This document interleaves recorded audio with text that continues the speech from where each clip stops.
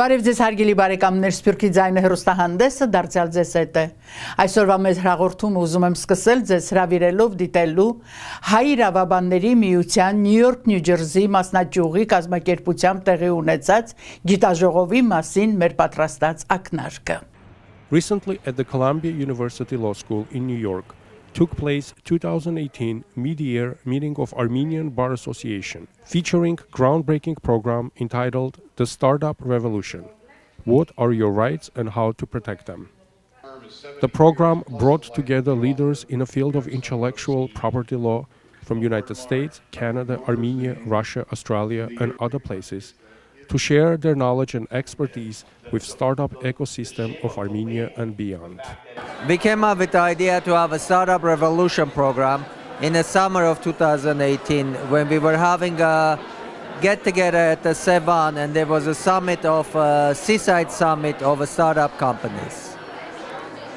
There were a lot of startups, a lot of Armenian entrepreneurs, inventors. They all got together and they all had an ideas to change the world, to make a better place, to have a new creations and new innovations.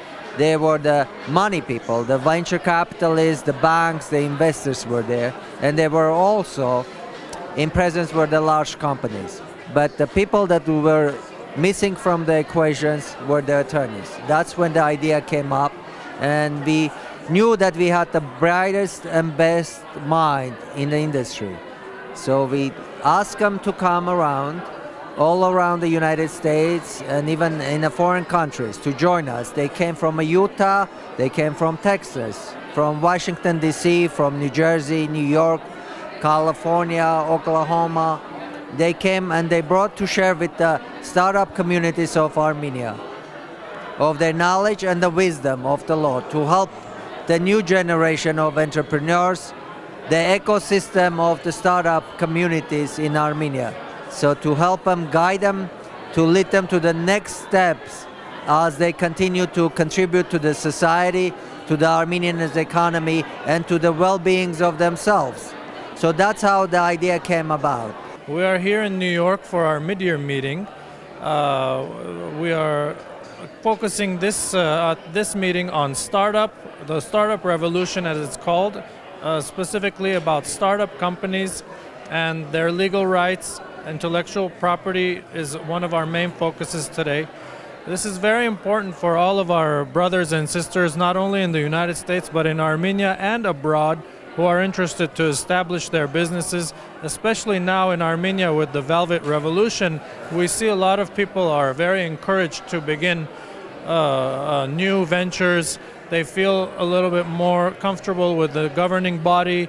Hopefully the judicial system also will follow in the upcoming future of being much more receptive to the general public's needs. And we as the Armenian Bar Association have been monitoring that. We will continue looking. Our goal is to provide an avenue to connect the startups with the attorneys for all of their needs as a nonprofit organization, and also to provide assistance through our legal clinics that we have through the American University of Armenia in Yerevan.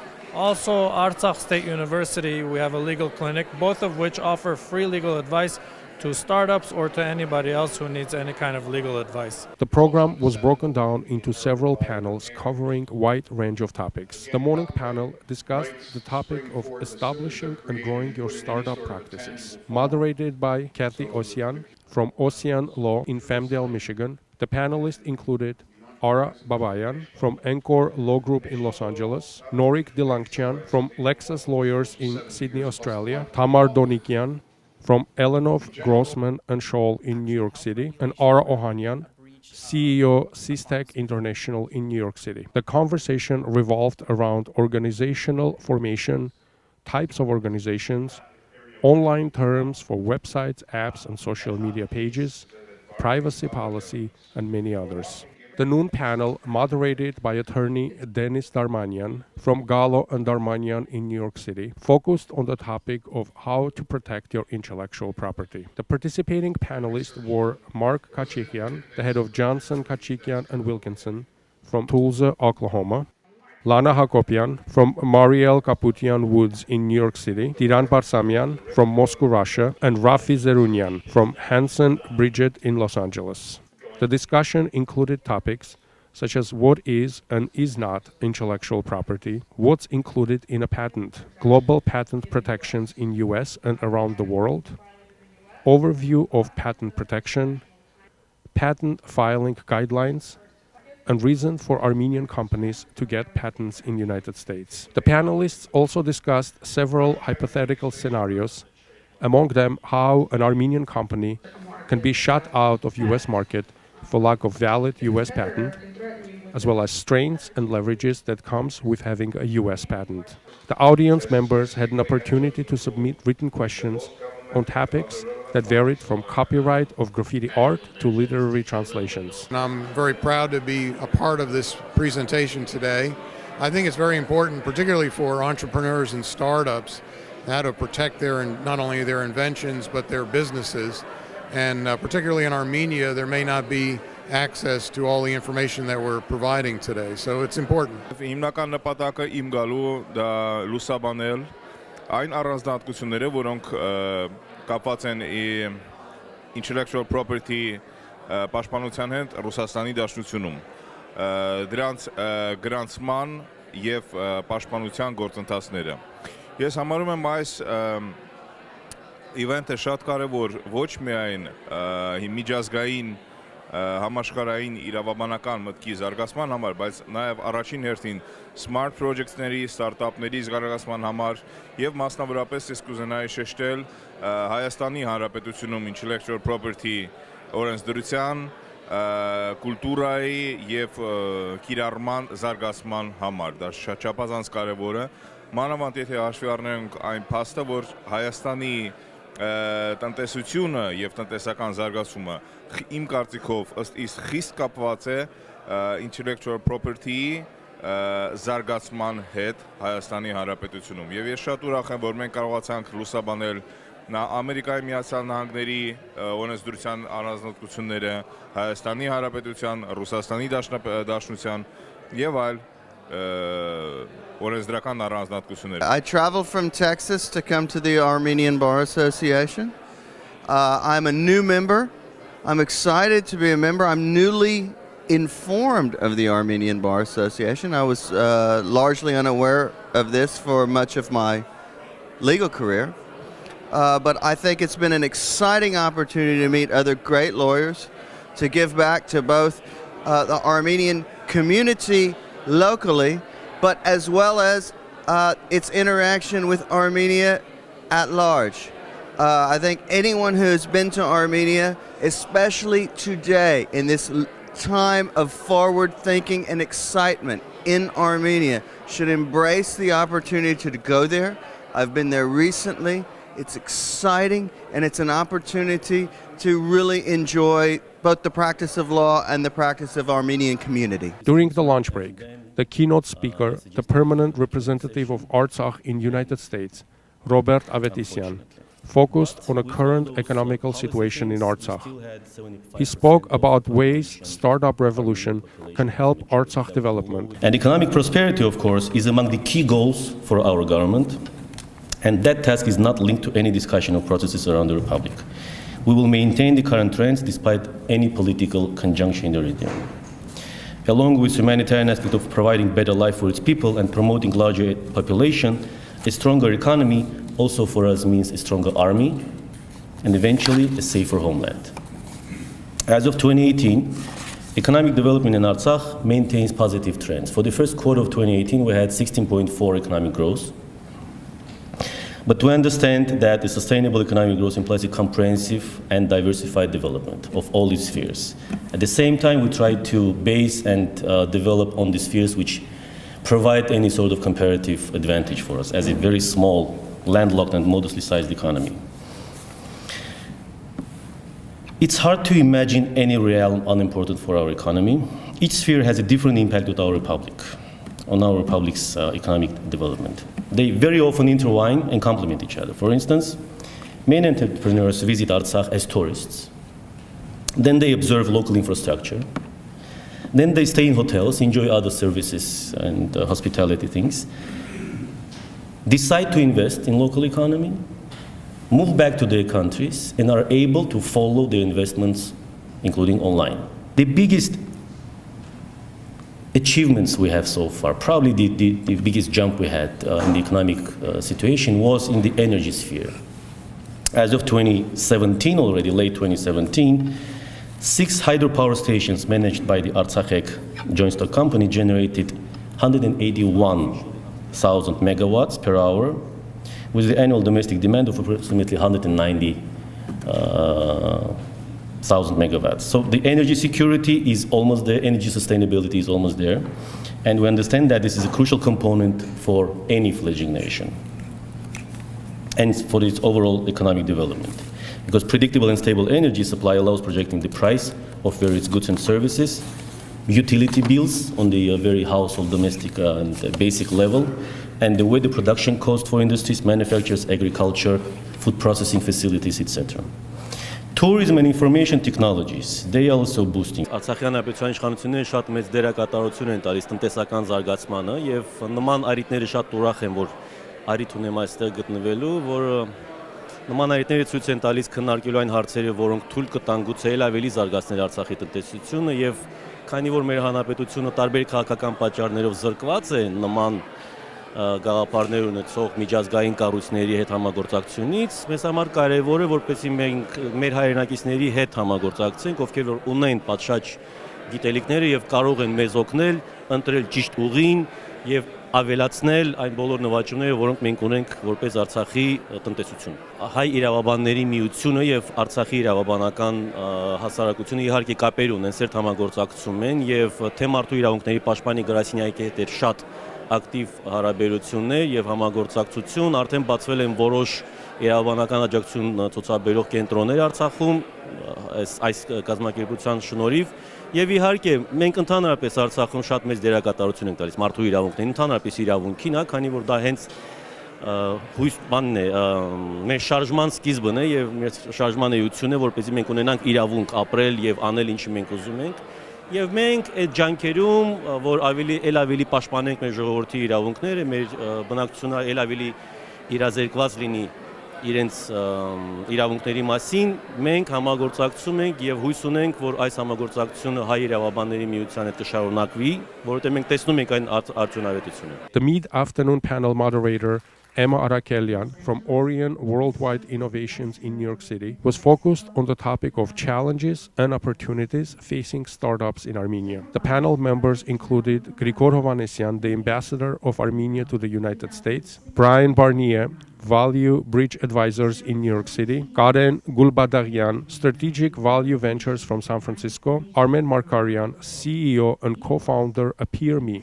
located in California, Texas, Nevada, and Yerevan. In her first question, Emma Arakelian asked the ambassador Hovanesyan about the reasons for initiating a U.S. division for Armenian startup ecosystem. Ambassador Hovanesyan spoke about his own realization about the importance and possibilities of the Armenian IT sector, which would allow Armenia to trade, connect, and collaborate with the world, regardless of the geopolitics of the region. In my routine geopolitical kind of contemplations and problems that we have, security-related, landlocked countries issues with outstanding conflicts and historical bitterness and closed borders, all of a sudden, I had this vision understanding that the IT sector would allow our country to trade with the world, regardless of geopolitics.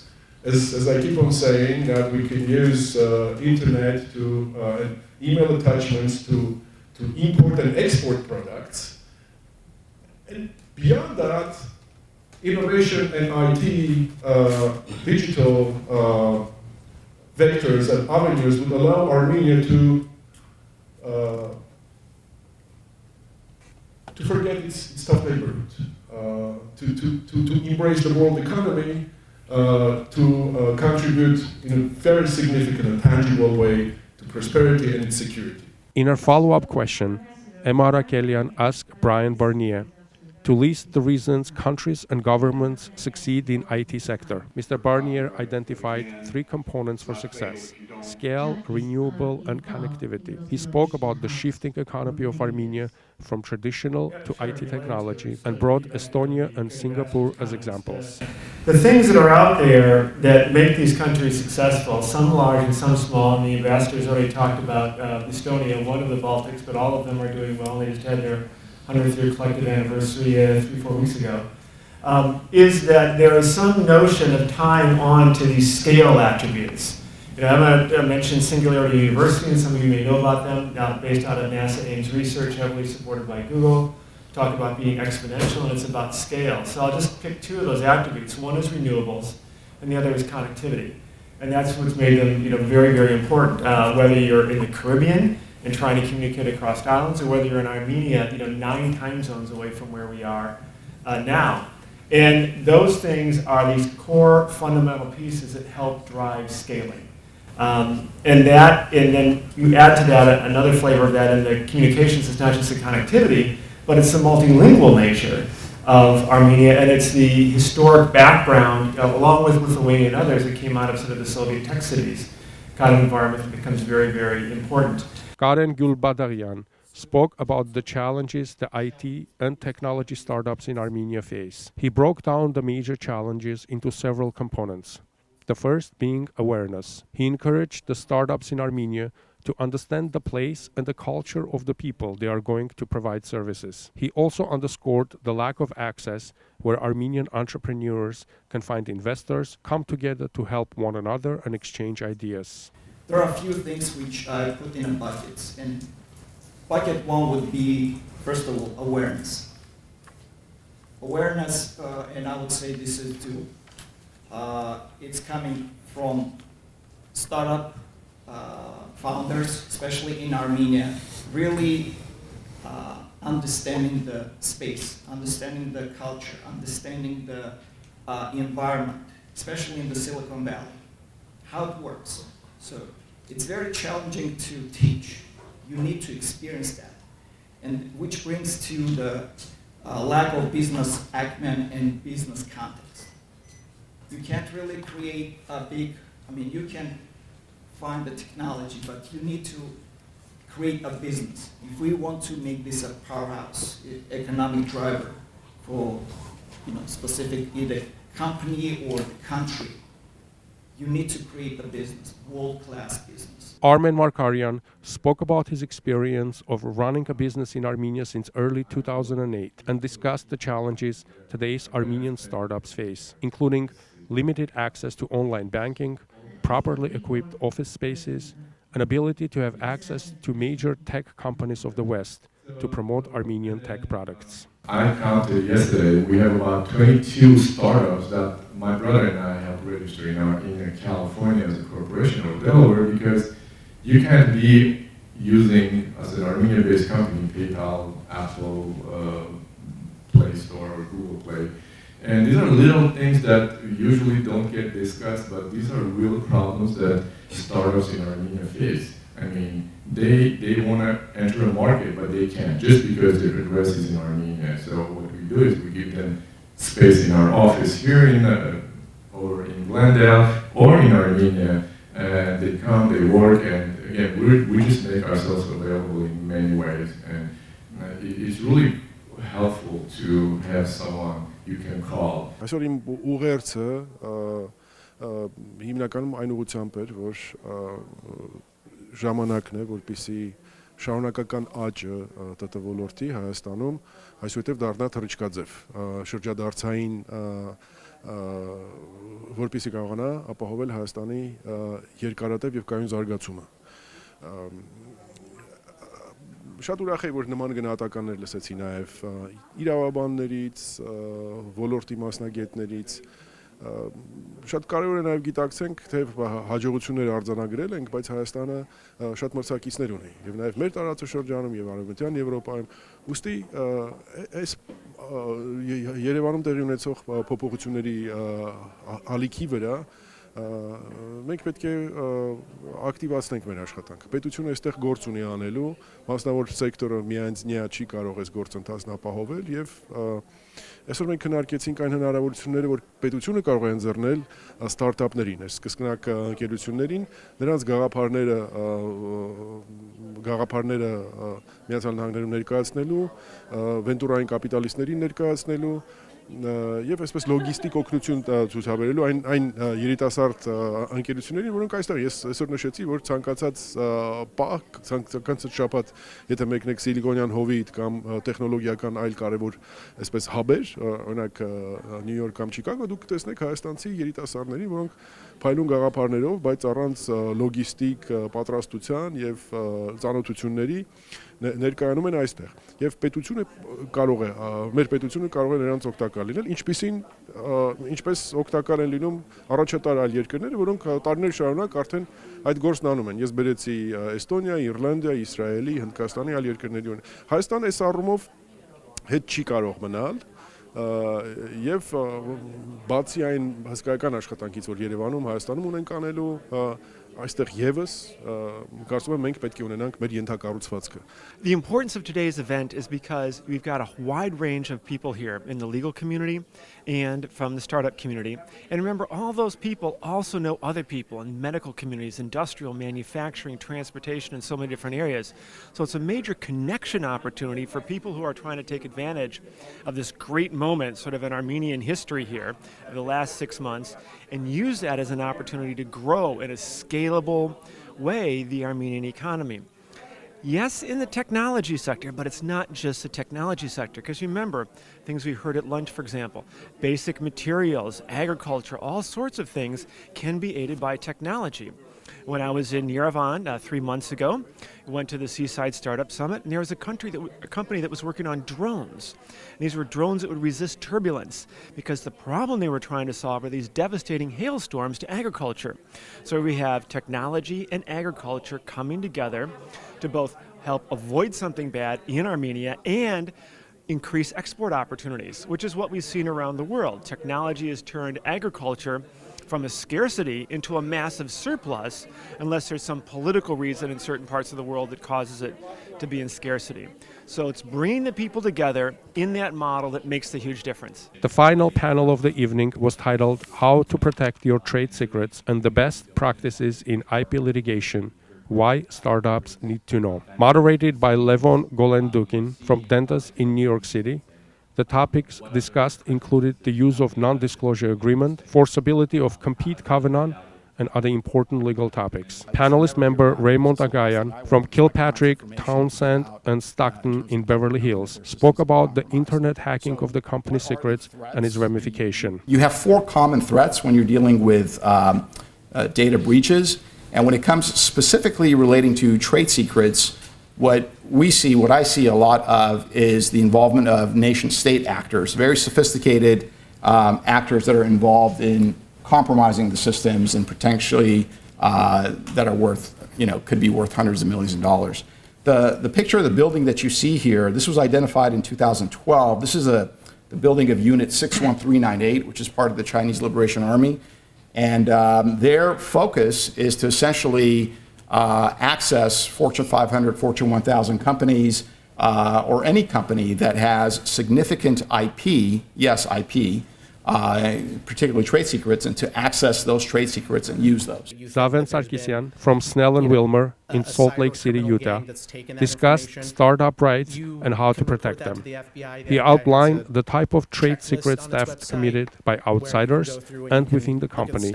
He gave example of type of questions FBI would ask to start an investigation. I think if you just go and Google the FBI checklist for reporting trade secret theft, it's really telling the kind of stuff that it asks you. For example, it asks you what general physical measures you've taken to protect the trade secret. If it's physical, tangible trade secrets. Do you have confidentiality and non-disclosure agreements? So something that CPON talked about. If it's computer-stored trade secrets, how are you protecting access to that computer? What do you do with your document controls? What employees have controls to that. So if you look through that checklist, it's really, I think, helpful.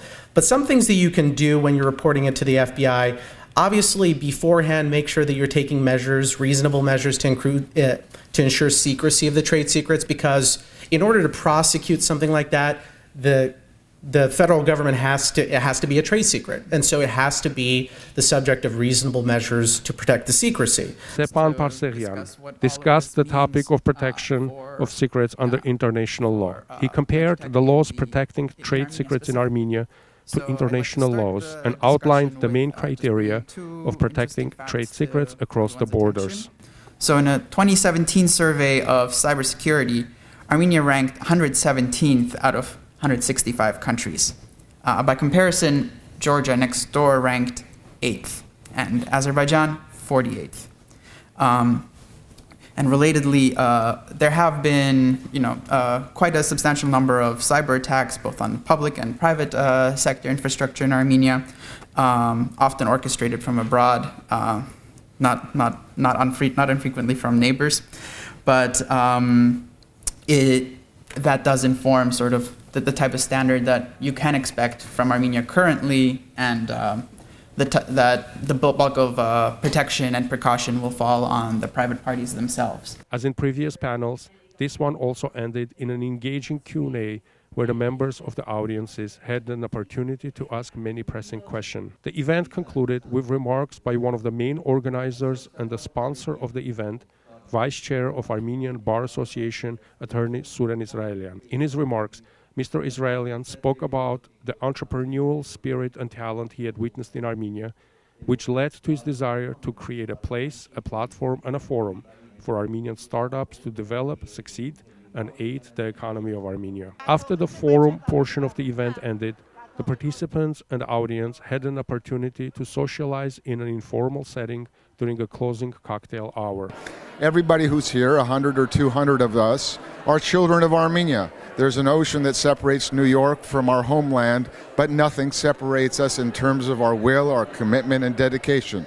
What we have going on this weekend is a groundbreaking conference on the startup revolution in the legal sphere, in Armenia, and internationally. What we're trying to do is connect the best of our people with the newest of ideas and technologies in Armenia and throughout the world. We're very, very fortunate to have such a talented group of people here.